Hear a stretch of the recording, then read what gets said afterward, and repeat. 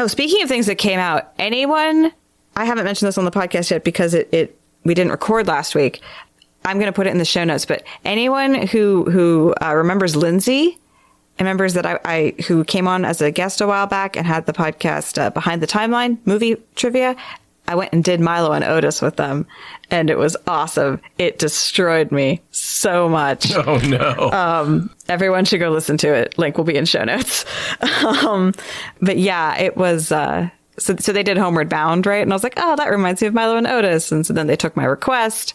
And I remembered, and my mom reminded me that there's animal cruelty on film. It's a thing. That's the problem with that. It's what that movie's known for now. But it was really hard to watch. Oh, no.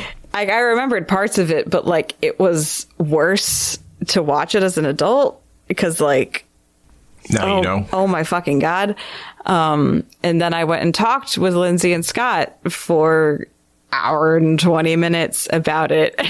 It was just a parade of us being horrified and then occasionally finding things to enjoy and then going back to just being but the cat died though. It's bad. So yeah, I encourage everyone who wants to hear about terrible things and or has fond memories of Milo and Otis they want to destroy to go listen to that. I think I'm good. Yeah. Oh, we had so much fun being horrified. It was great. I need to think of a better movie to request them to do now so that I can have something more fun to recommend. Any of you who want to talk about a favorite movie from your childhood, from the 80s or 90s or whenever, honestly, anytime that's before the 90s, go to their website and request the timeline because it's really fun to talk to them. Just pick something that won't make you full body cringe for an hour and a half while you watch it.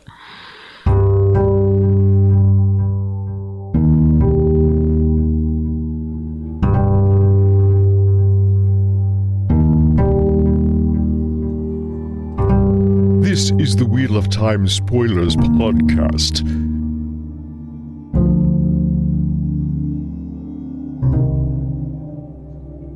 Today, we are doing Chapter 19, 3 Women, and our symbol is the Flame of Tarvalon, because the 3 women are Jolene, Teslin, and Edicina, who all need a jailbreak.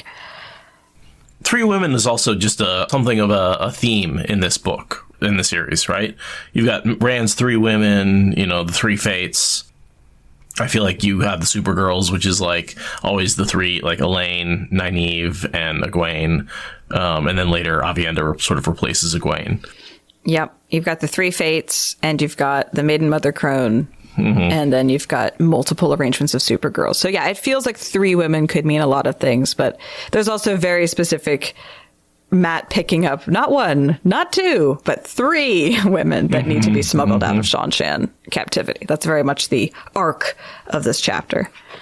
Right. It's sort of the thing that spurs him to finally leave, and it's sort of his adventure in getting out of Ebou Dar, which is he has to take these women with him. Yeah, he has to take Tuon with him, but he can't plan for that. So what he plans for instead is taking the Suldam so that he has an entourage that is capable of sweeping up Tuon in the way that the pattern needs.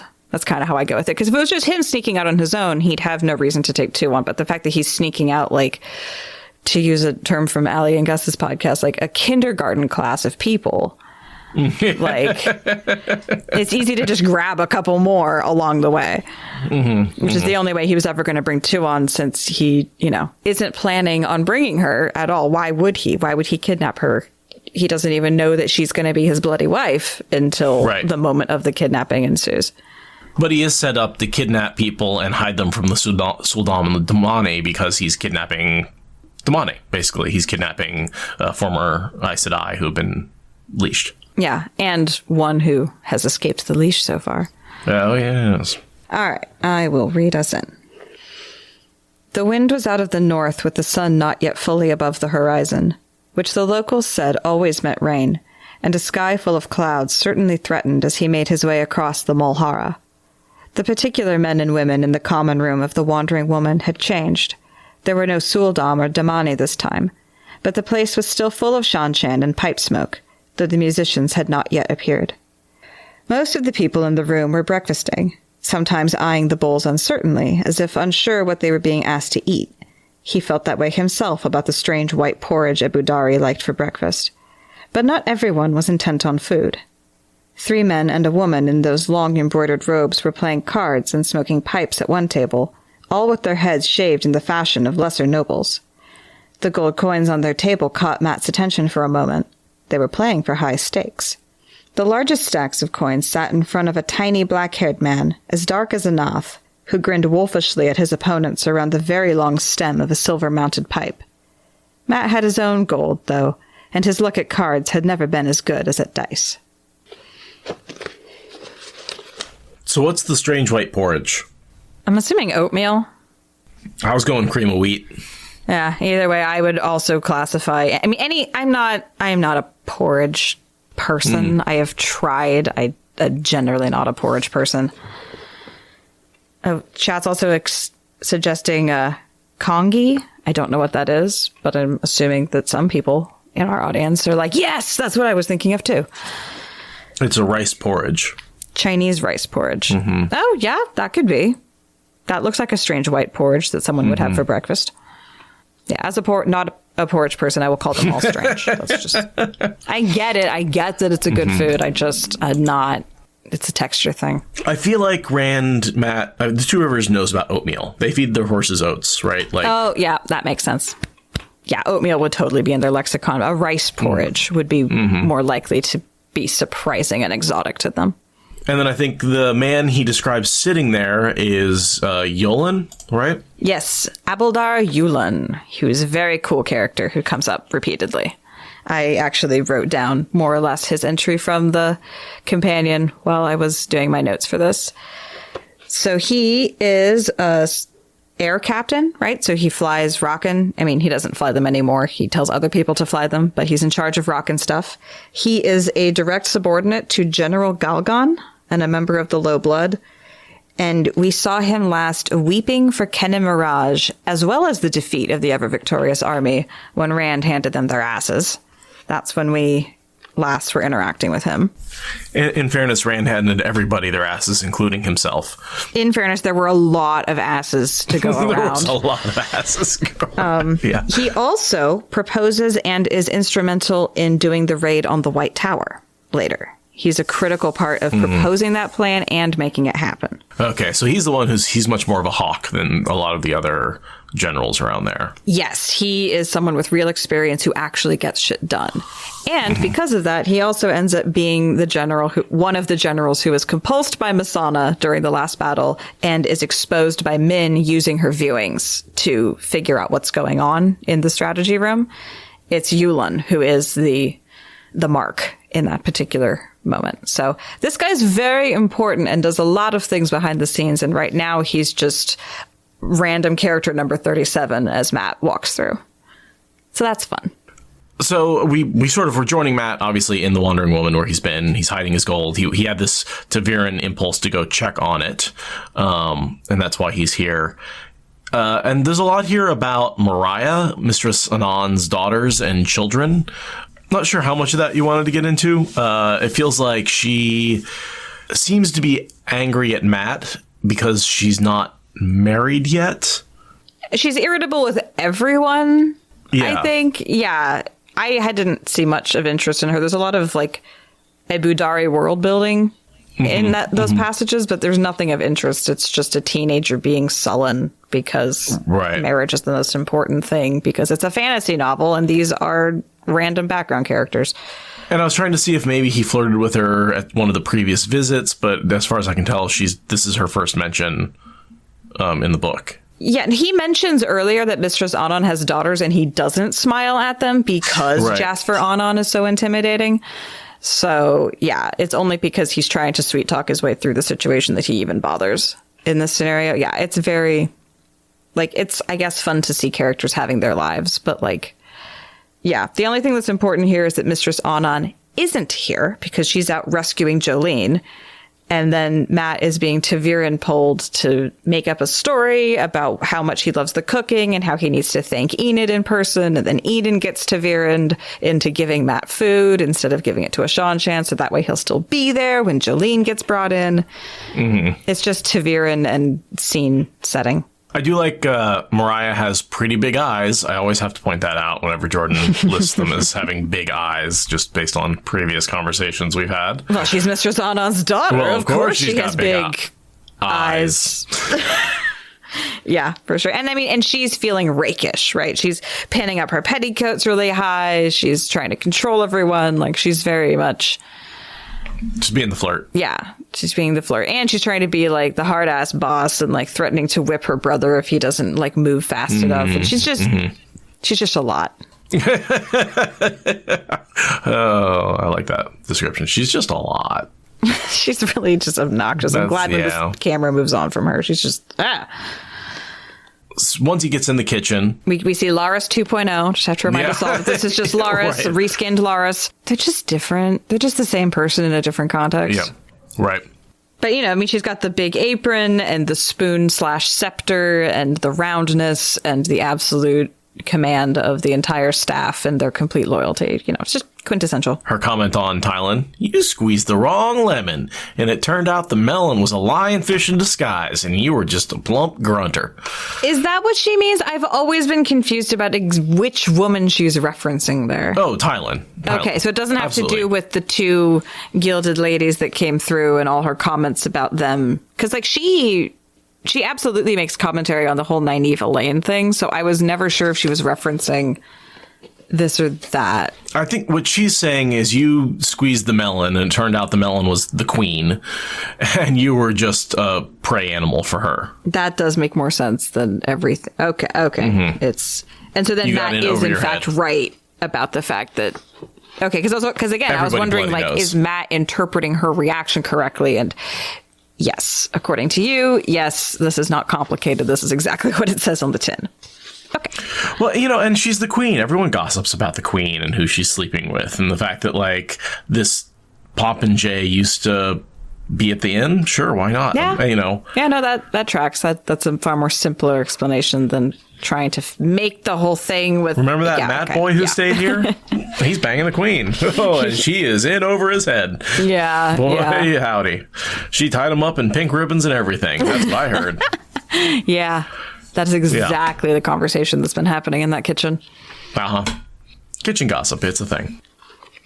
Speaking of Matt, his fears about the gold are suddenly seeming foolish because now he's close enough to the target that Taviran can stop yoinking on him. Right, because that was such an obvious Taviran yoink. So that, obvious. Like, oh, I haven't thought about it in weeks, and all of a sudden I'm 100% concerned about it until the moment I walk in the door, and then I'm not concerned about it anymore. And it's like, yeah, that was Taviran yanking you there because it needed you to have an escape plan for kidnapping women, apparently. Yeah. That's all good kidnapping, I swear. It's human trafficking for a good cause. A good old-fashioned kidnapping in the Wheel of Time. I tell you what. Yeah, Wheel of Time. Can't let one of those go by. Where human trafficking is done by the main characters. It's pretty commonplace. I mean, look, just the number of times that Nynaeve and Elaine and Egwene get kidnapped and then rescued, and then you've got Matt kidnapping people, you've got the Seanchan coming kidnapping. It's always women. Nobody ever kidnaps men, I guess, except Rand. I was going to say, Rand is a pretty notable kidnapping of a male character. But he is kidnapped with Min, so... Right. And does a man ever otherwise get kidnapped? Logain, all the red Aes Sedai. Yeah, Logain definitely. False dragons in general, and men who can channel have that fear lurking over them, right? It's kind of like how all women have to think about avoiding sexual assault, whether or not it's happened. Like all of Grendal's pretties. Oh, Gaul was in a cage. No, yeah, I wouldn't call it kidnapped so much as... Release me, Wetlander, definitely happened. Yeah, imprisoned maybe more than kidnapped, but... Yes, but he was definitely imprisoned. And, I mean, a lot of Sea Folk men were imprisoned when the Sea Folk were overall, like, collected. Comment in chat. Comment chat says, and a lot of people think anyone who gets married is kidnapped. Yeah. I mean, that's the Matt side of, right? That's anyone who identifies a little too well with Matt without understanding that he's supposed to be a bit of a parody of himself. Yes, marriage, the great and terrible trap that I've happily spent the better part of 2 decades in. Yes. So awful. I hear it's bad. Yeah. I mean, honestly, I've seen a lot of marriages up close and personal, and like overall, they're just terrible. No one should do. No, I'm kidding. I mean, relationships are hard, right? Like, and there's a reason half of marriages fail, and a lot of relationships don't continue. Relationships are very hard, especially when you have very toxic and isolating societal standards about what relationships should and shouldn't look like. And also when you were raised by boomers, man, I tell you what, that is just, that's like planting a bunch of bombs in relationships. It's a whole thing that, you know, is a thing. But also the institution of marriage is like super flawed. Yeah. And like a lot of our ideas around marriage in particular are super toxic and fucked up and like really just set people up for failure. And that's not on the people themselves, you know? You walk into something with the wrong expectations. It's not surprising if you get the wrong thing out. Mm-hmm. That's why we should all just keep our mistresses in pink ribbons. I mean... Or be kept in pink ribbons. I think we should just stick with that. I mean, you do the ribbon color of your choice.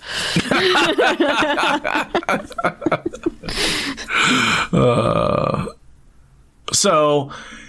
he's in the kitchen checking on his gold when in comes Mr. Sanan hustling in a Aes Sedai in the middle of a Sean Chan clusterfuck. Contraband moth to money. Right. Like, with a big shining, face that screams Aes Sedai. And he's just like, what is going on? How did I get into this? Yeah. And then the first thing Mr. Sanan says is, I was going to send for you if you weren't here already. So this is very convenient. It's just like, oh my God, the Taviran right now. Right. It's just putting him in the right place at the right time.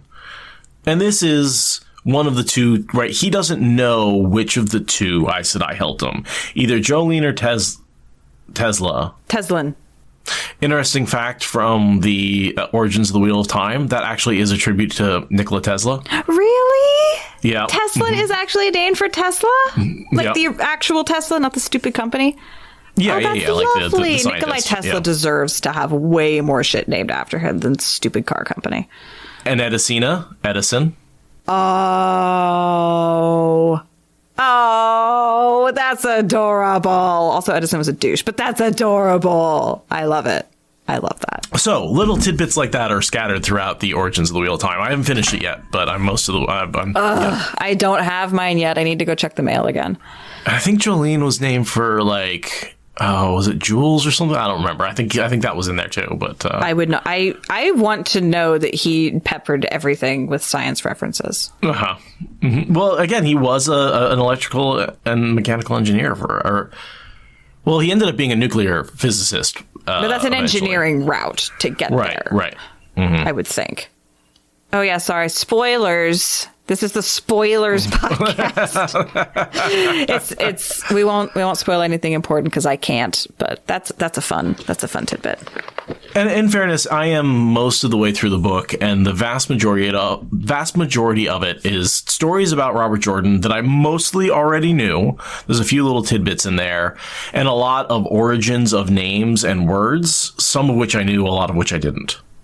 Mm-hmm. Right. Mm-hmm. So that is really, I don't consider any of those really serious spoilers other than fun tidbits about where the names came from and stories that I've mostly told.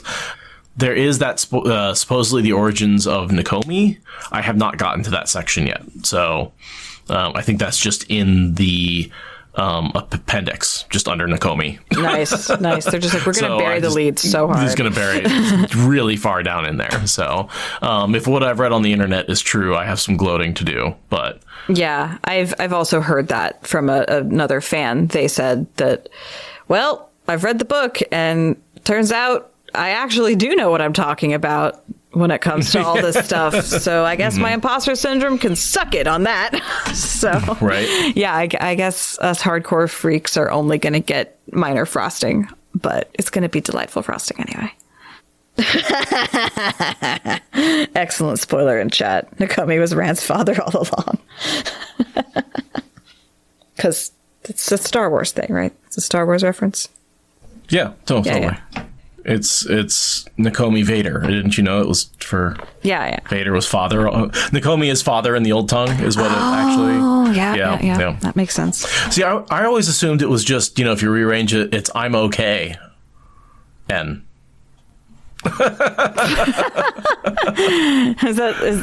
I'm A-okay, N.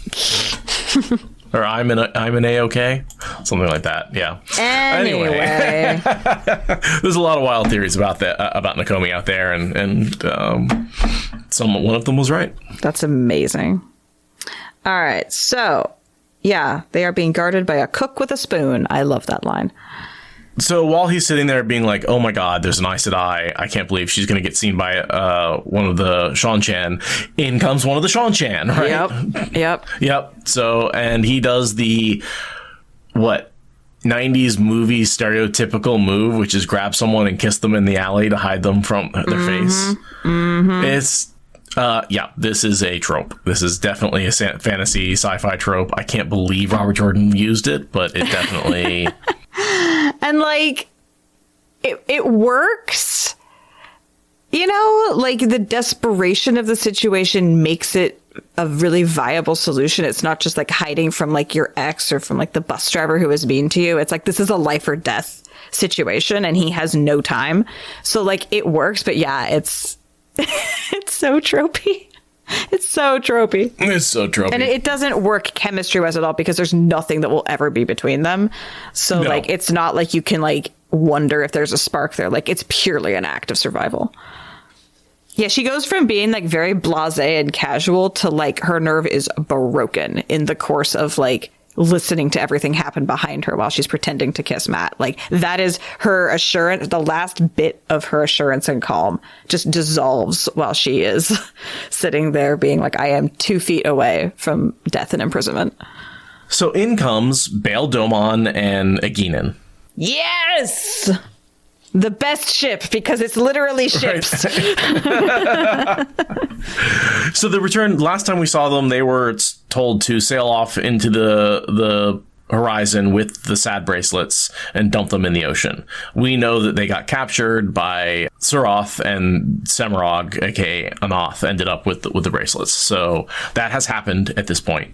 But she got promoted for providing those bracelets. Yep. To the blood, and so they've come up in the world, and that's why Bayle Domon has what might be the most absurd beard.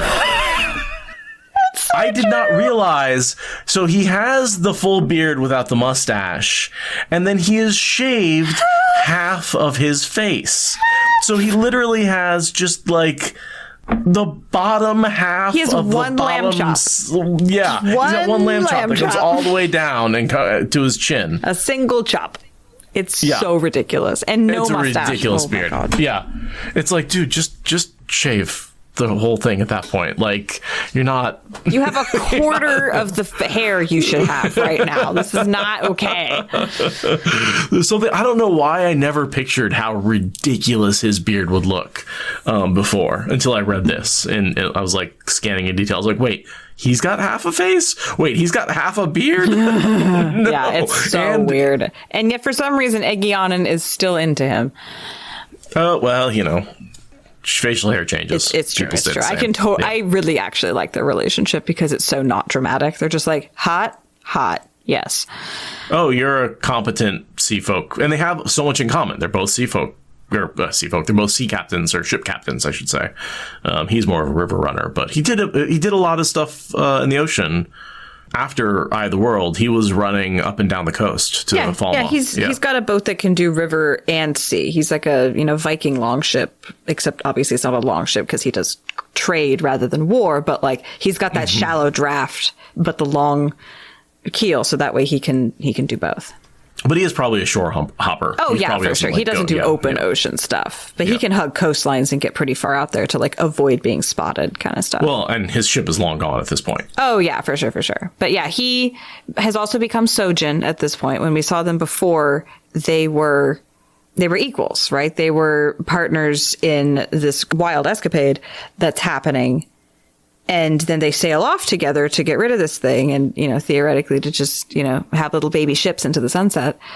But instead they get captured and he becomes Sojin and she has to buy him in order to keep him from getting sold off to somebody else. Because she says at one point, you know, like many other women in that particular slave trading port had her same taste in men. And so he was very expensive for her to hold on to because they obviously have a relationship at that point. And it's like a pretty fucked up, heartbreaking scene if you think about it, but it happens totally off screen and they have no relationship trauma for it at all because they're both competent, practical people that don't need to talk about their feelings, I guess. Well, and also she kind of buys him and he just ignores the fact that she technically owns him. He's just like, yeah, whatever. I don't care. Like, and it's everyone's on. She's like, you can't do that. I own you. He's like, I really don't care. Right. But there was a point at which it was like, is he going to be sold to somebody else? And like, there was a whole period in which it was like, is this going to work? Is this not going to work? And they never talk about that. But at a certain point, I imagine that they were not so blasé about the whole situation. Yeah, I imagine they have talked about it is in private. A lot has happened. It's been... Yeah. When did we last see them timeline-wise? It was Tanchico. So yeah, basically right after Tanchico. So that's... less than 6 months ago, but a while ago. Yeah, yeah. So before Dumais Wells by a lot. Mm-hmm.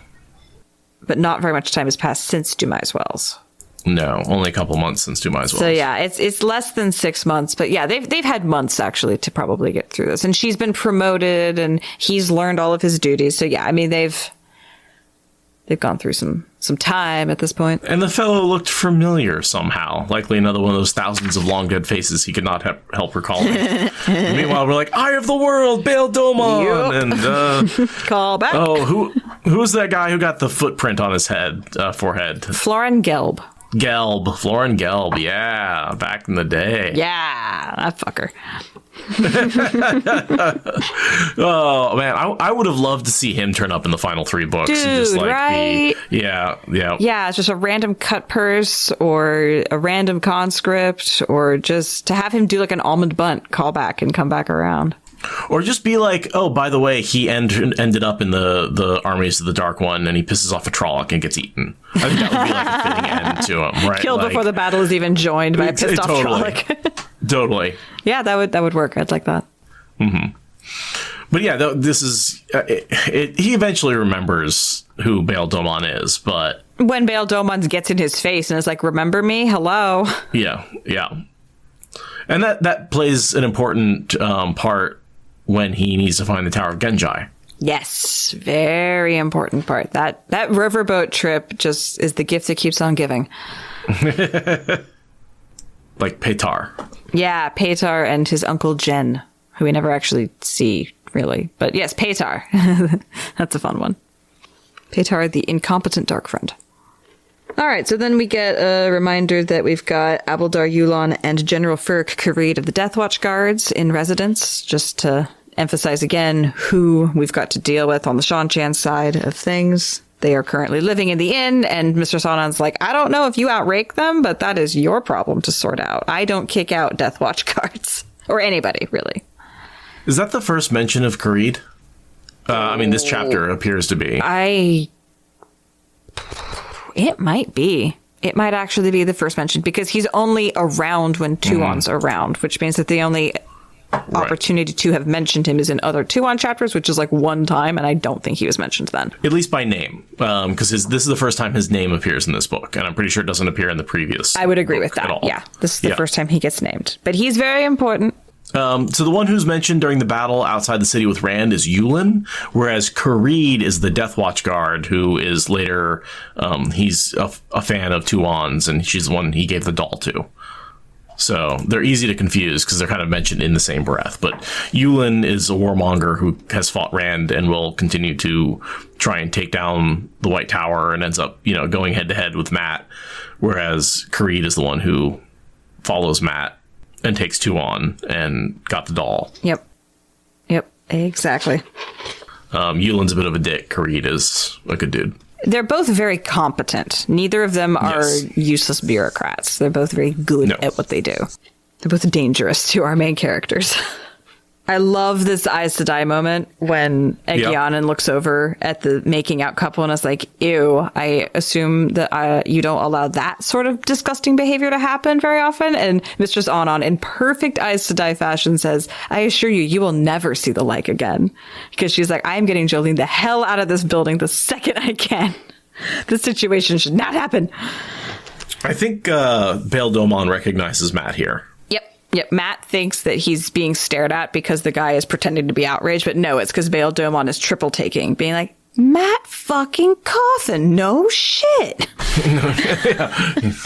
Well, he was, I saw him in fucking farmer's clothes coming up from nothing, and now he's in these, fancy clothes. So, and I can understand why, like, out of context on a separate part of the continent wearing different clothes with a different hairstyle, you would not recognize a person right away. Oh no, absolutely not. Clark Kent gets away with a glasses change. I mean, come on. My coworkers get away with cutting their hair. I won't recognize them. It's ridiculous. See them every day. They'll sit in the same spot and I'll be like, who the hell are you? Oh, you're my coworker with a haircut where you shaved your mustache. Yeah, I went to a board meeting for a board that I'm on the other day, and one of the people walked in and he was looking around expectantly, and I think he had a haircut, and I think he was waiting to see if anyone noticed he had a haircut, but like I'm so bad at remembering how people look that like I didn't say anything because I wasn't sure. Isn't that weird that there's some haircuts that absolutely don't change a person at all? They just like look slightly cleaner or something. And then there's some haircuts that you're like, holy shit, are you the same person? Mm-hmm. You look like you have a completely different face. And I don't understand why some haircuts do that to people and some don't. Something to do with the way that the geometry of your face is softened or made to pop, I guess. I've seen the same thing with beards too, where men will, like, some men will grow out a beard and like, oh yeah, that's what your face looks like, and they'll shave and they'll be like, oh yeah, that's what your face looks like, and it's not really a big deal. But other people, maybe it's just how long the beard is. Oh, well, that one I know, that has to do with if people have chins or not. Oh, okay. If you have a good jawline and a well-pronounced chin, it's fine. But if you have like a really short chin and like it seemed kind of chinless or have an underbite, beards help really a lot with disguising that and giving you fullness, even if you've got like an underbite ridiculous thing. Yeah, the first time that Brandon shaved when we were together, it took me like 20 minutes to be able to look at him.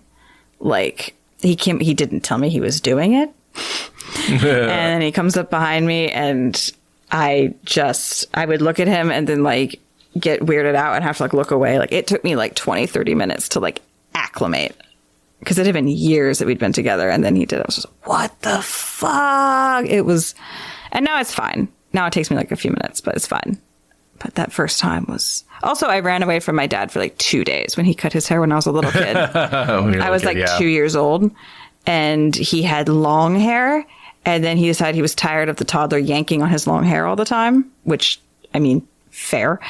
And so he just cut it all off. And I did not like that stranger that was in my house. Like, it was a problem for a couple of days. I was not okay with it. I'm still a little mad about it, honestly.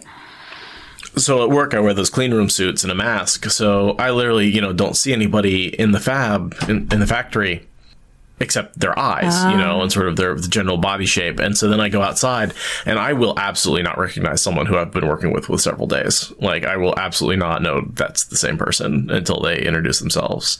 Every once in a while I'll catch it, but man, yeah, there's one dude who I swear to God, there's a couple guys actually who I swear to God, it's not the same person. They actually do. I cannot see your eyes in that face. It just changes the way you look so drastically. Yeah, no, it's hard because it's not just the lower face. Like, it is literally like the hood and everything. Yeah. So it's just the eyes, and everybody has safety glasses on and everything. So I find height is probably one of my best indicators. This is the same It's helpful person. when you're tall enough that you can actually tell the differences between people's heights, and you aren't just perpetually the shortest person. There's a couple of guys I've mixed up because they're just all tall. They're all like over like 6'3", and I'm just like, I don't know. Once you're over 6'3", I don't fucking know. Like, Yeah, it's too high. The parallax is meaningless at that point. It's too great. Yeah. So they leave, right? Yes. Because they've gotten a spot. Then there's some weird political, they're not going to kick out the highest ranking people, but they should be able to kick out or at least double up with some of the lower ranking folks. Yeah, they negotiate that they're going to get to stay here and it's going to be fine. And here's some boundaries and we like each other's personalities and it's all going to be fine and great because that's what Mistress Anon does. And then they leave and she has this moment of collapse, just this one moment of allowing herself to feel the stress. And then because this is effectively an Aes Sedai shawl testing style moment, she gets her shit together and moves on to the next step without freaking out. She being Mistress Anon. Yes. Yeah. Who's holding it together as a former Aes Sedai, much better than the current Aes Sedai. Matt has to carry Jolene down the stairs because now that there's a big, strong man to protect her, she can relax and be broken, I guess. I'm not really sure about the timing. I find it frustrating. The whole collapsing because there's somebody there to help her. Her nerve is broken. It's like she's put up with it this long, and it's like, right. I don't know. I dislike it, but it fits Jolene's personality, so. I think it was just a close call. So yeah, basically, Satala Anon managed to get to the whispered about sister first and smuggle her to her inn and is going to basically hide the mouse in the cat tree, I guess. Right. Just hide her in where all the high-ranking Seanchan are, because no one's searching that area, because they just, like, it's swarming with high-ranking Seanchan. It's like searching your bedroom for an intruder. Like, you're there. There's nobody in there. You don't check the closet every time. Yeah. You should. True crime podcasts would have you think that that's a good idea, yes. Which is why I don't listen to true crime podcasts.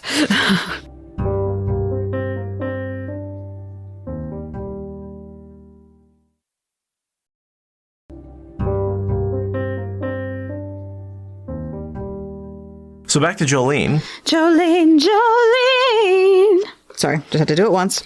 Please don't take my Matt just because you can. Please take me away, Matt, please, if you can. I'm Jolene. I believe we just discovered our parody song. Ooh, Jolene singing to Matt about how to get out of Ebou Dar. Oh, that'd be fun. That actually fits really well because it's... make note of that. I think we need to work on some lyrics. Has no one done Jolene yet? Watch, this is going to be the year with 5 Jolenes. Right. Well, last year was the year of 5 American Pies, so... we are not staying on topic today. No, we've been really bad about it. Sorry to editing me. I think this book in particular, or this chapter in particular, is very straightforward. He walks in and sees Jolene and decides to rescue them. Like, it's really pretty cut and dry. There's not a lot of subtlety going on. Everyone's emotions and motivations are pretty out there, except for Satala Anon, where you're like, well, why is she helping? It's like, because she's an Aes Sedai. Okay, moving on. Yeah. No one's really trying to trick anybody. Nobody's really lying to anybody. Just a quick mystery that gets resolved within the chapter, which is Jolene was knocked out unconscious and she's sure that Teslin gave her something. And then when we see Teslin later in the chapter, she's like, I even dosed Jolene to be annoying. And it's like, wow. But it's like literally the mystery comes up and is resolved in one chapter. So yeah, like you said, cut and dry. I guess the one thing we do find out is that, he says to Jolene, thanks for the note you left on my pillow. And she says, you're welcome, not... I put it in your pocket. And therefore he goes, oh, she didn't do it. And he knew it was either Teslin or Jolene.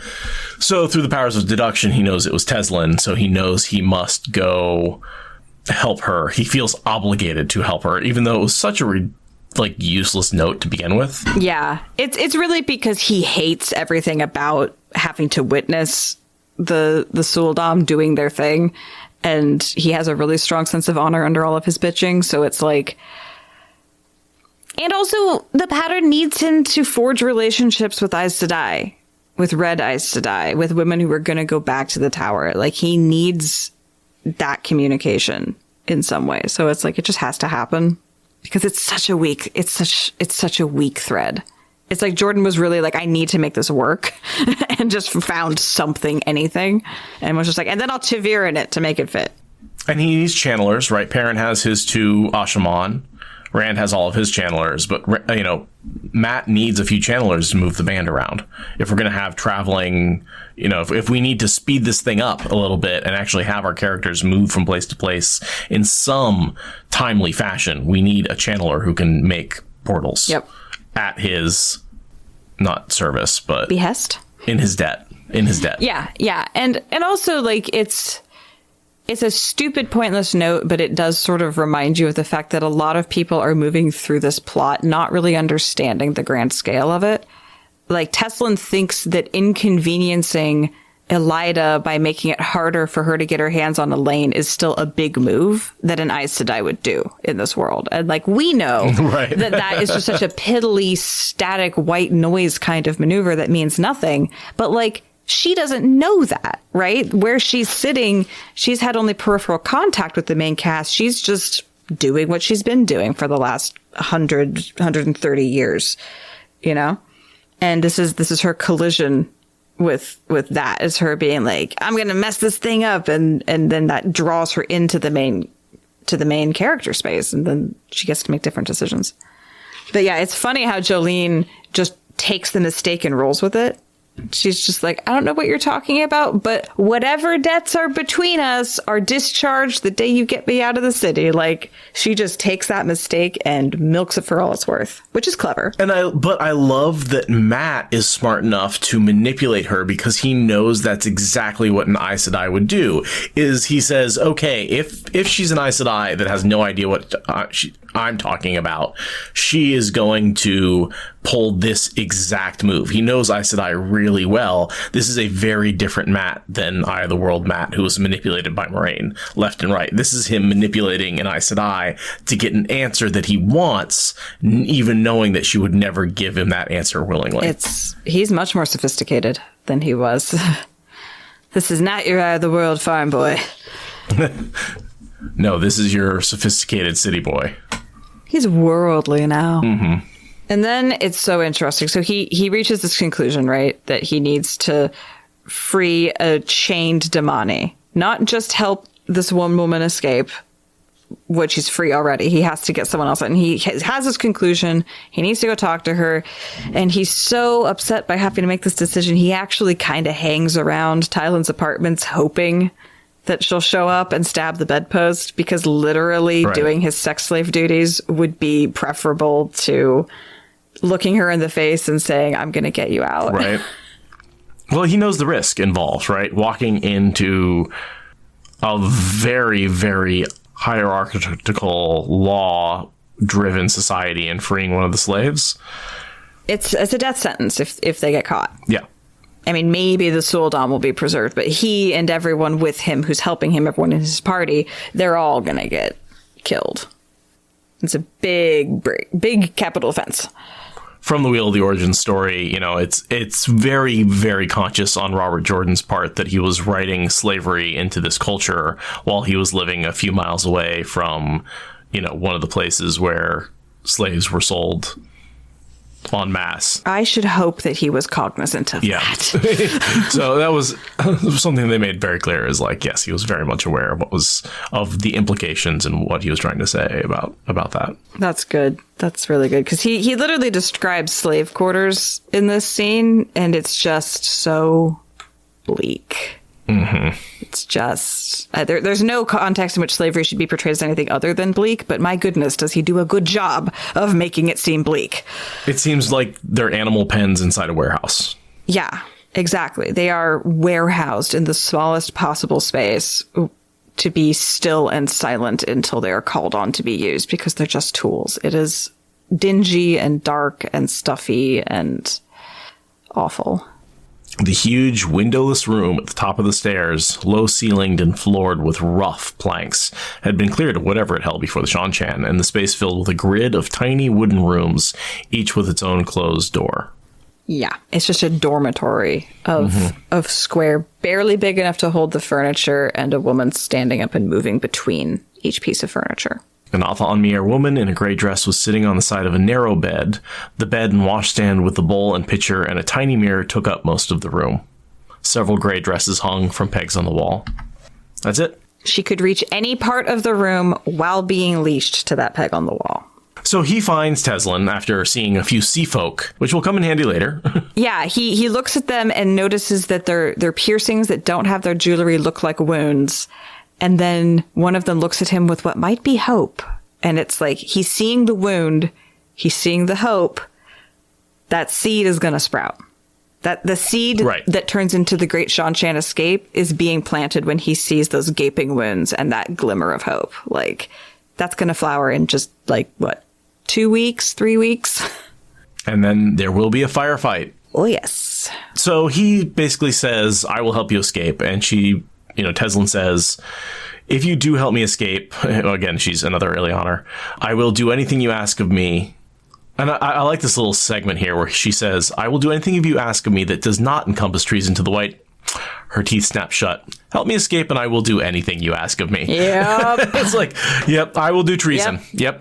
She realizes that in the moment that she will absolutely do treason. I mean, which is basically what her drugging of Jolene to prevent Elaine from being returned to the White Tower, that was essentially treason against the White Tower. Yeah, it's a very subtle treason, but yeah, it's her thinking that the tower matters to her and then her realizing that her entire life and freedom are on the line. And she's not actually magically bound to protect the tower, so fuck it. Right. She's magically bound to hold to the oaths. She can't swear to break the oaths for him, but there's no oaths about loyalty to the tower yet. So this is where we hear about Edicina, which, of course, Tesla and Edison. I can't believe we never freaking saw that before. I love that. It's an amazing, the two that get and we also get the mention of just how thoroughly the slavery process changes people's brains. And I hate how hopeless Jordan makes it. He's like, well, you're going along fighting and you're redeemable. And then one day or over the course of a week or whatever, you just become irredeemably enslaved and your mind is gone and there's no point in trying to get you back. It's, oof. I don't know. I mean, maybe he's trying to reference, the apocryphal Harriet Tubman quote.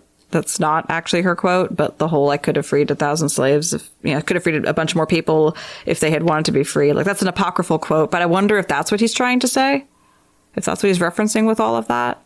But I find it so bleak that it's like, and you're gone. We're never going to try again.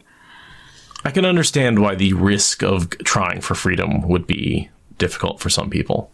It's just the way she's like, the others are changed.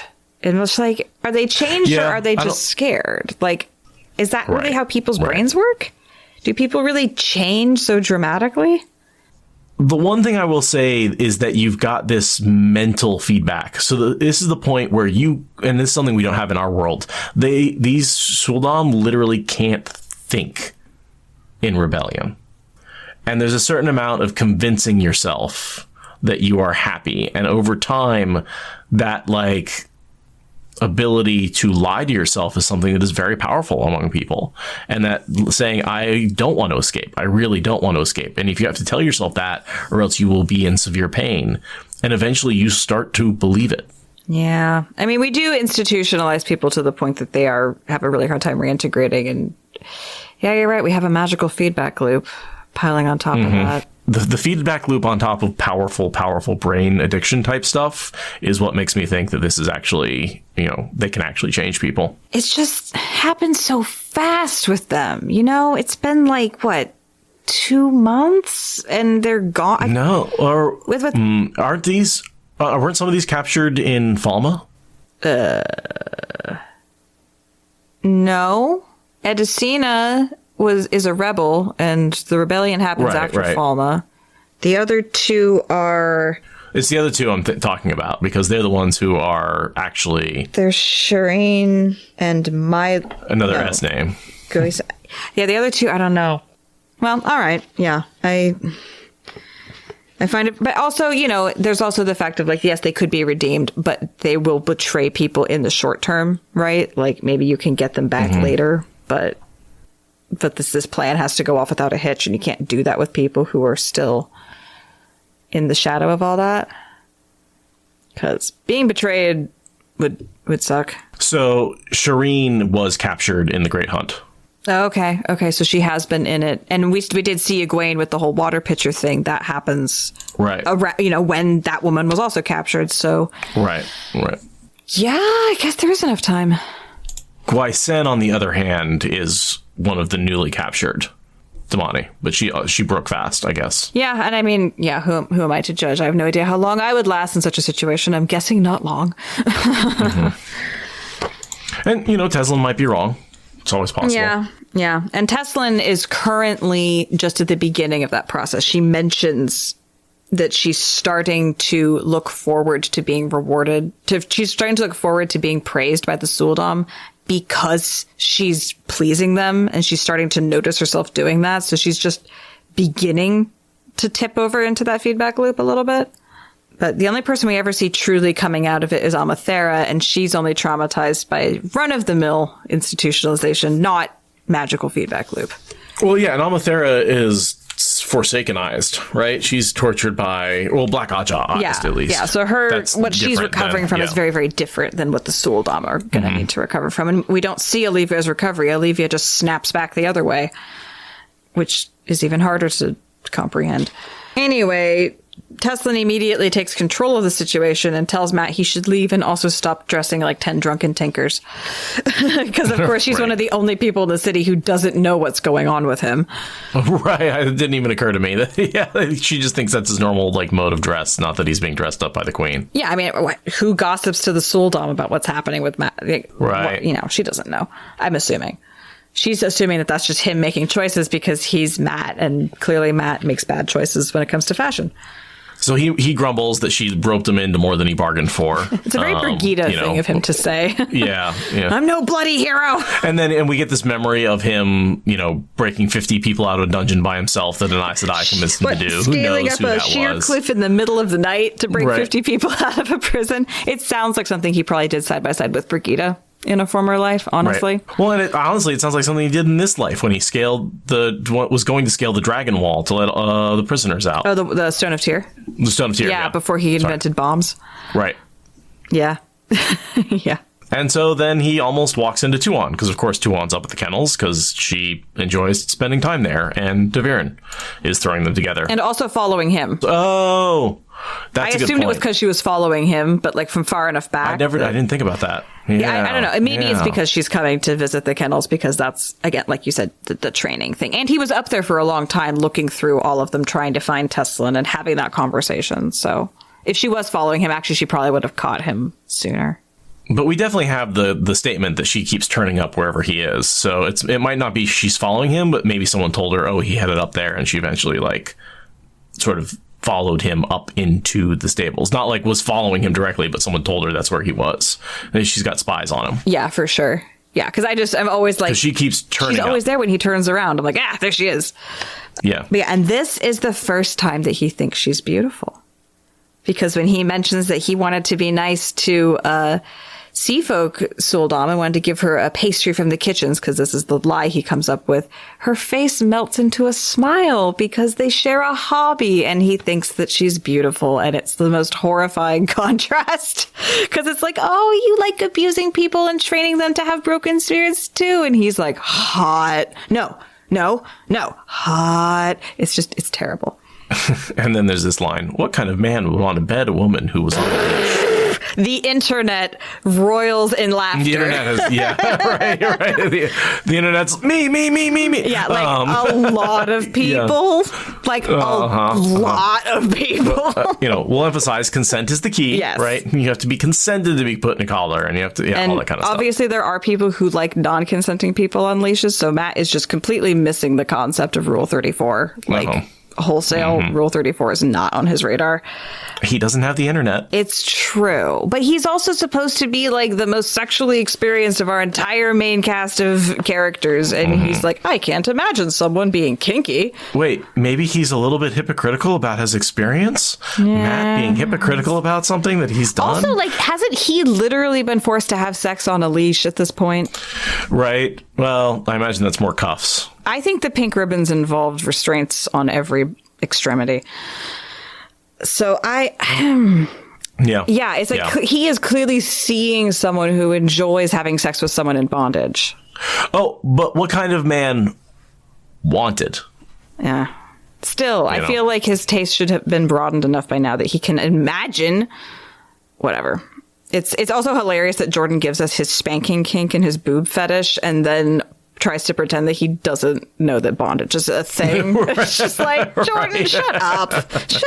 Don't shush. You grew up in the 70s. Come on, man. Stop lying to us. You're wasting page space.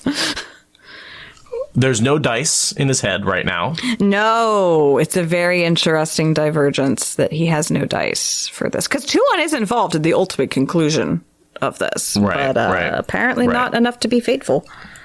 Well, let's keep an eye out for when the dice kick up again. See if we can figure out what that's about. Yeah. And then he thinks that it's time to make Tom and Julian sit and talk. And I was noticing that we've been talking about how Tuon is the catalyst for Matt choosing to start doing things. Even in this chapter, Tuon shows up and the very next thing that he does is decide that it's finally time to make some action, to make some moves forward on his escape plan. Like she really is the actual like catalyst ingredient every time. Yeah, that's all my notes for the chapter. Yeah, mine too. Do you want to read us out? Setting out in search of either, he unconsciously began humming, "I'm down at the bottom of the well." Well, he was, and night was falling, and the rain well and truly coming down. As often happened, another name drifted up out of those old memories. A song of the court of Takeda in Farashel, crushed 1,000 years ago and more by Arthur Hawkwing. The intervening years had made remarkably little change in the tune itself, though. Then it had been called The Last Stand at Mandenhar. Either way, it fit too bloody well. And that is the end of Winter's Heart, Chapter 19. Thank you so much for joining us for yet another episode of What Spoilers. Please remember to like the podcast, tell your friends about us, support us on Patreon, follow us on social media, and hydrate. Also, I recommend meditating. It's really good for your mental health.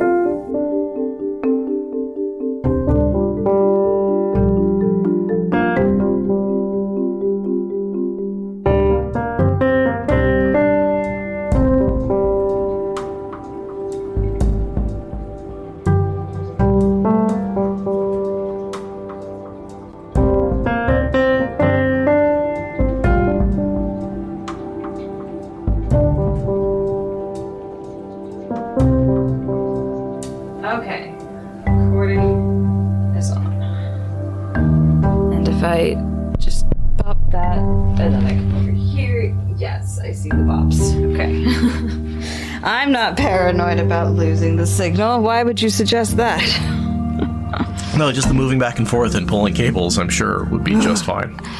So when I moved everything over here, right, and immediately I go to test it, and there's no sound coming through, just at all. Just for the sin of moving everything. Mm-hmm. So I was very frustrated. So today I couldn't figure it out. And you just start at the top, start at the mic and just test every single connection the entire way through the whole signal chain, including your power supplies.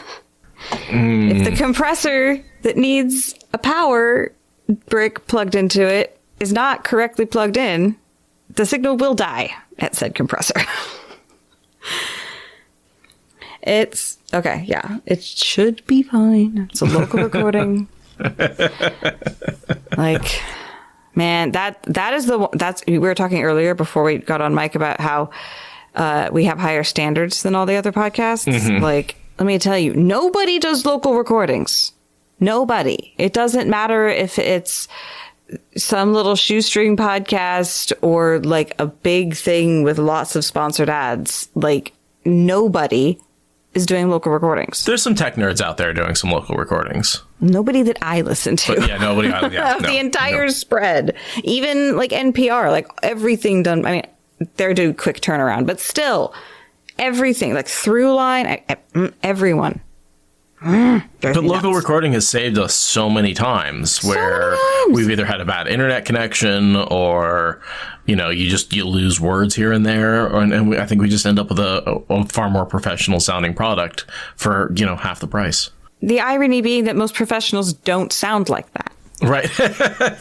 So, like, we're more professional than professionals. In some ways, yeah. Well, I found the same true with beer brewers, right? Because, like, you can make a beer on a small scale that would be either completely impractical because it wouldn't last on a large scale, or simply where the ingredients are too expensive to do on a large scale. And so I found that when I hung out with, the really good big group of home brewers, yeah, there was some crap, but man, there were some beers that I've never tasted anything like it since or before, simply because, on a small scale, if you're not doing it in large volume, sometimes you can take a little time to just make it a little bit better. Yeah, no, definitely. The economy of scale has some downsides. And yeah, it is difficult because if you're doing minimal editing, having two different local recordings, well, over time, those do tend to drift, right? No two computers actually have a clock speed that is exactly the same. And so there's always little fractions of a second, a couple extra clock ticks that end up in every second when you compare two computers. And so over time, any two recordings on any two computers will drift apart. And if you're not correcting for that as you edit, which we usually do the way we edit, well, then it can be troublesome because you find an hour into your recording, oh geez, now I have to sync these things back up and people aren't like responding in the right amount of time. This really sucks. Yeah, that hasn't been relevant since I discovered the process that I'm using. Mm-hmm. Just the way that the edit works.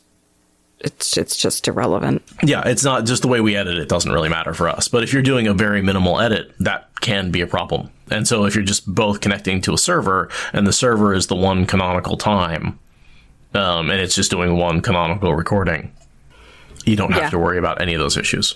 For sure. And I get it with podcasts that have a lot of guests. Sure. Or where like the hosts are like moving around a lot, like then it makes a lot of sense. But when it's people that like come to the same place at the same time, I'm like, really? You could systematize this, but whatever. Right, I like systematizing things maybe a little bit too much. I do think that the having guests is also a really good reason to go centralized, because then you send them a link, they click on the link, they have a web browser, they let it connect to their microphone and their web camera, and they're good to go. Yeah, you get much lower quality, but much more consistent follow through on having anything, which is what matters, right? Like, yes. And that's why we do a backup recording with Zoom, because Zoom essentially does the centralized recording in one spot. And so if we ever have a local recording fail, we do have that centralized version. Mm-hmm. And we do pay a little bit a month for that. But the few times that it has come in handy has been worth it. Worth every penny, yeah. So, yeah. So we're talking about setup because we didn't really make this clear up front, but you changed from your desk to a padded closet studio space. Yeah. So basically I took all of the padding that I've had spread out across the walls of my office and I put it all into my closet. And I had these like panels that you'd use to like make office walls, like just those movable walls in a cubicle office. And I had two of those that I was moving every time to be like around me while I recorded at my desk. And it just started to feel very oppressive, always having my mic there and having all this stuff on the walls instead of art and having to move these things. And I had this closet that I'm not doing a lot with. So I decided to make, like a full on ceiling, floor, and 3 walls of padded, enclosed stuff. So that way I can sound even more like NPR. And then I have the 2 bass traps on either side of me. And then behind me is the open room. But I put some obstacles between me and the computer that makes a hum. And I put down my curtain. So the room, although the foam has been moved out of it, the room is still like relatively sound absorbing. Carpet too. And it's carpeted. So I'm looking forward to it being a better sound. I've also changed the gain on Audacity because I think that was bringing in too much fuzzy background static noise. So, yeah, I've just kind of changed a bunch of stuff. And it's honestly much nicer being in my office now, having a little more like separation of church and state. So where I'm recording is not where I'm editing and where I'm recreating and where I'm doing my emails and where I'm doing every other thing. You know, it was just like, it's all too much in one spot and I don't want to be here because it's too many other things. So recording is in its own booth now. And I'm pretty excited about that and seeing how this all sounds. But you're still running it off the same computer, right? So there's a bit of a like cord stretching across the room situation going on. Yes, I have to pick up and move the audio interface off of my desk and over to another table so that way the headphones can reach all the way to the booth. Yeah, it's definitely a complete OSHA not approved fire hazard of tripping. More of a tripping hazard. If I were to want to get out of the room, it's a lot of steps to detangle myself. It's not ideal in that way, but it makes being at my desk easier, which is the point. And hopefully will make my sound even denser and more awesome because it's a much smaller box and I literally have foam above me at a much closer height. And yeah. It's always fun to play with your setup and see if you can just tweak it and improve it and make it a little bit better and work a little bit better for you. I need to go through a revision on mine because what's end up happening is I'm just using my laptop, which I love, and then I have this desktop here as well, which is just sitting here taking up space. And it's big and bulky, and Never loves to use it to do her work when she gets to work from home because it's a big, nice computer with dual monitors. So what we need to do is figure out a way where that computer can be somewhere and the laptop recording setup can be another place. So I need to do a similar separation because I'm cramming two computers into one sitting space. Whereas it looks like you're trying to cram one computer into two sitting spaces. Yeah, I'm stretch it out. Yeah, it's a very elongated system. I definitely should at some point document the the situation. It's a lot. But yeah, I'm proud of my situation and I'm excited to move it around and excited to document it. And yeah, just trying to wear all of the podcasting hats at once.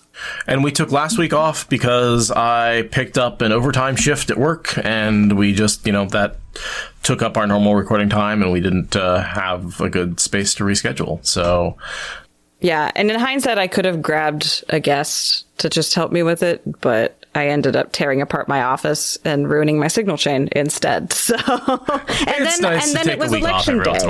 Yeah. So apparently, we were doing a good thing by taking a holiday on what should be a national holiday. So it worked out. It's fine. Yeah. And it won't interrupt our publishing schedule, which is pretty cool. Right. That does mean you'll lose the buffer, though, right? Yeah, it means I have 9 days to turn it around. Not 2. We have one coming out tomorrow. So no. Okay. I still have a tiny bit of buffer. But I've lost 1 week of buffer where I would like to have 2. I now only have 1.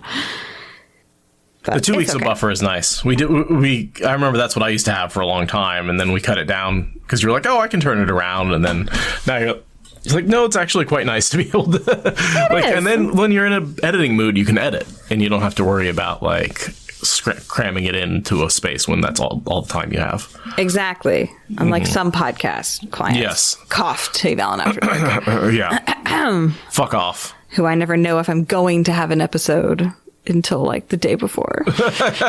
They are terrible with that. Yeah, their scheduling is a mess because of the time zones that they're straddling. So right.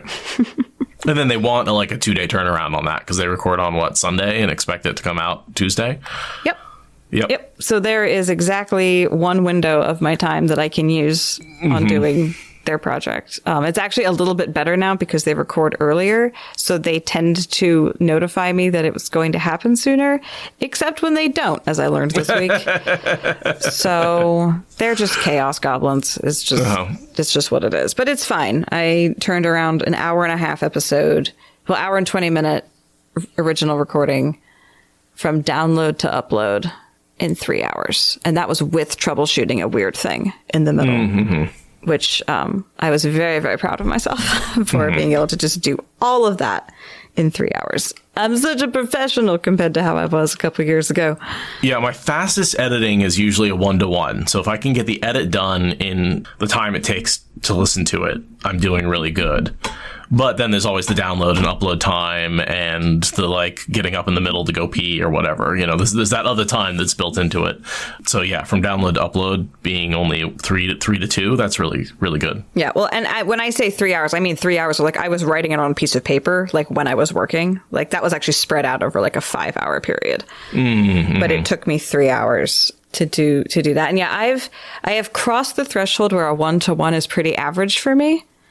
because I've gotten good enough at speeding up, at doing it at a faster speed. Right. And I have so many like key commands and like processes and things that at this point, 1-to-1 is a pretty average, but still I'm proud of myself kind of speed. And sometimes I can go faster depending on exactly how easy it is or what mood my brain is in that day.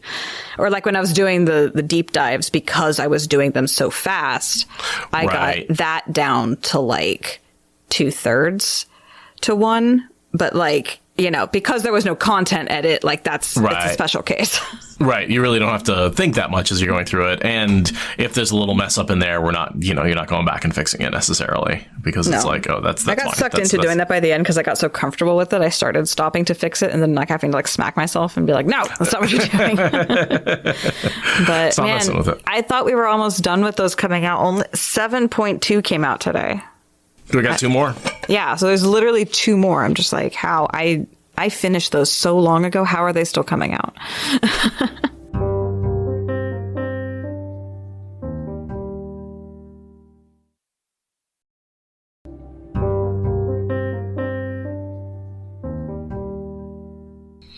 Kitchen gossip. It's a thing. It spreads faster than with soldiers. And you would know because you've worked in kitchens. And with soldiers.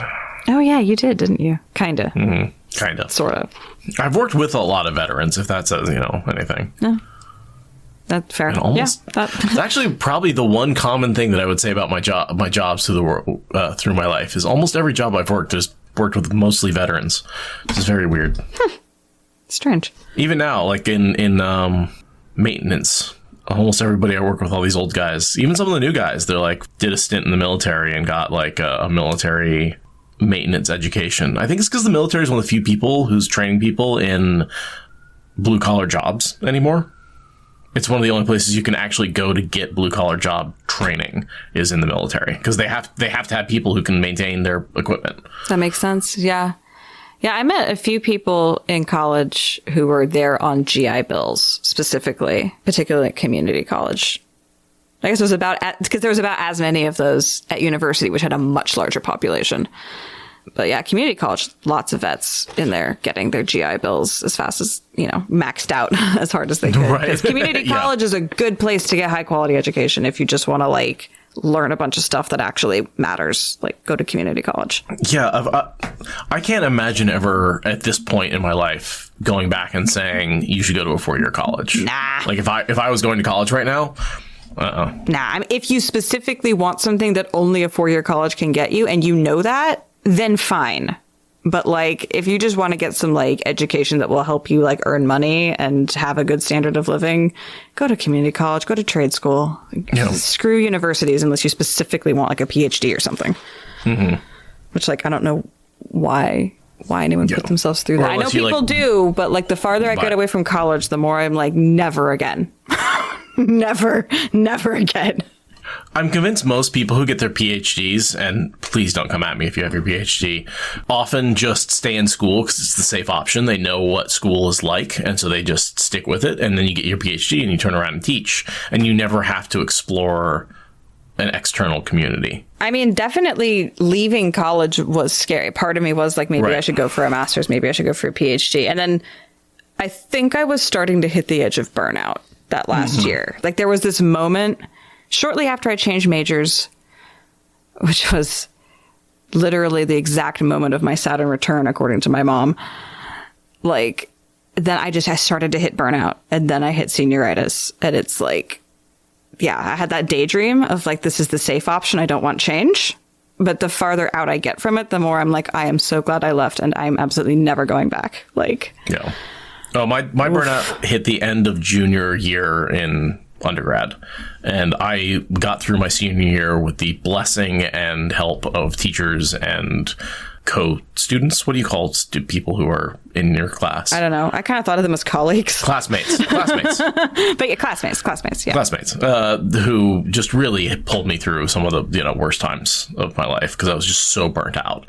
And I didn't know I was burnt out, so I had no idea and I didn't know I had anxiety, which I totally had and had been dealing with for years. And I didn't, and I didn't understand why high school had been so easy and college had been so hard, and I hadn't gotten what I wanted wanted out of college, and all these things hit that my senior year, and it was very, very difficult to deal with. And it took me, probably 10 years to really sort of go back and look back on that and figure out what was going on with my life in that moment, and why everything went to shit. Yeah. I'm really glad I didn't get that far into that process, because that's rough. But like I said, I graduated. I got through with the help of many, many people and the forgiveness of many others. And I'm glad I have it, I think, but I'm not sure it was worth it. Yeah, I'm really glad I did it. I'm really glad I got my bachelor's degree. And at some point, well, I know I'm using it. But that's the thing. I'm using the skills, right? I'm glad I got my degree.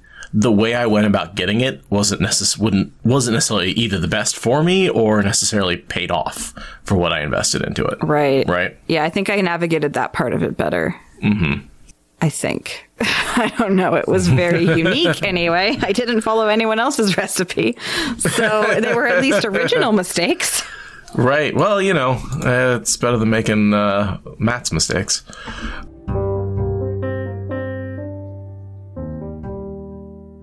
God, that was the worst thing about Halloween, is how many true crime podcast ads I was getting on the ads I listened to with syndicated ads.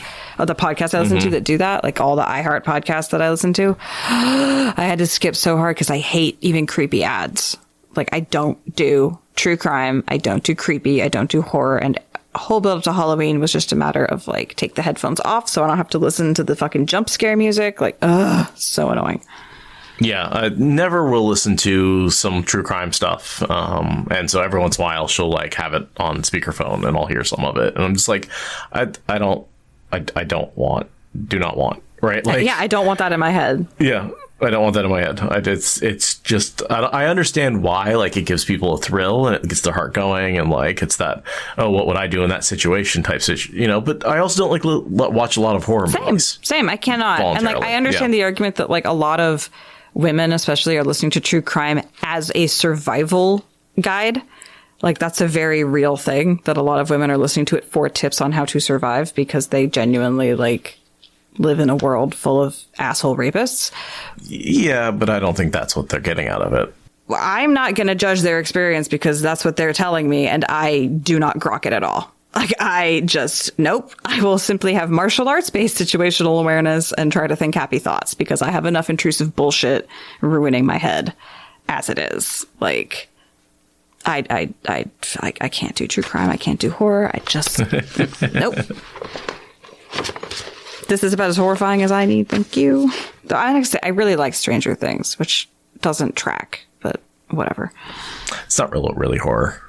It's adventure. It's kids' adventure. It's more like Indiana Jones than it is like, or Goonies than it is like some of the other horror stuff. Although it gets a little more horrifying from the beginning to it. It was farther into the horror genre than anything else I've watched, and it was difficult. But Stranger Things isn't one genre, I guess is what I'm trying to say. It's a bunch of different genres. But it draws hard on the horror genre at a couple points. Yeah. No, I think someone once described that the kids, the teenagers, and the adults are having three different types of movies. The kids are having a Goonies adventure style. The teenagers are having a horror teenage slasher movie, and the adults are having a spy thriller adventure. Yeah, that's so true. That's very much what's happening. And also, for the record, I hated the Goonies so bad. My stepmom loves that movie, and she was so excited to share it with me, and I hated it. Hated it. Absolute hate. Do not enjoy. And whatever that other thing was that you mentioned, I wasn't a giant fan of either. The Indiana Jones type adventure? Yeah. It's fine, but I feel like the first time I saw it, I was a big not fan of it, and then seeing it later. I mean, it's campy now, but like Stranger Things has the budget to go from campy to very believable without missing a beat. And, Indiana Jones is easy to be like, haha. And then Stranger Things is like, that was fake, right? Anyway. Yeah, no, I did not grow up in the 80s. My stepmom very much was finishing growing up in the 80s. And I also grew up in the 80s, so there's some 80s nostalgia for me that I think if I hadn't seen it as a kid, I would find it to be dumb. It wasn't that I thought it was dumb. It was that I was scared of it. I found it horrifying and scary, and I did not like it at all. I hated it with a visceral passion that had nothing to do with my thoughts on the writing or the campiness. I was scared of it and by it. Yeah, I think one of the things I don't get really scared, one of the things I don't enjoy horror movies because I don't really get scared. I get so bored because my heart rate doesn't get up. I don't get that like excitement and that edging. It makes me, I'm just like, okay, what's going to happen? Oh, they're going to stab the guy. Cool. Moving on. See, I can see it, but the music manipulates me too effectively. I can't turn that off. Yeah. So it is fun to turn on something that's supposed to be horrifying and mute it.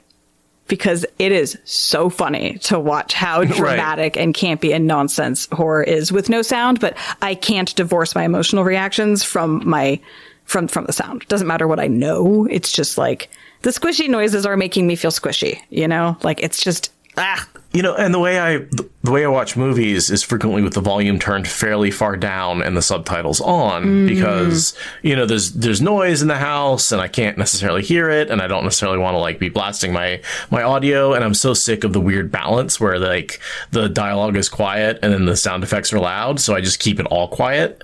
So maybe part of the reason why I don't get affected emotionally with those horror movies is like I just don't listen to the music and it's not manipulating my feelings. And so basically I'm just watching someone creep through an empty house going, okay. Yeah, exactly. It's very much the musical journey. And that's, why I tend to really gravitate towards shows with kick-ass soundtracks. And yeah, I will agree with you, Lillian. I also did not like E.T. for the same reason. I found E.T. to be creepy and disturbing and terrifying and did not like. Not at all. Interesting. Yeah. I feel like there was a bunch of kids movies in the 80s that had a little more terror going on with them, a little more scariness to them, a little more threat. Yeah, there was more sinister menace. And then everything got really saccharine and safe. Thank you for listening to the Wheel of Time Spoilers podcast. Rate us in the Apple Podcast app or support us on Patreon.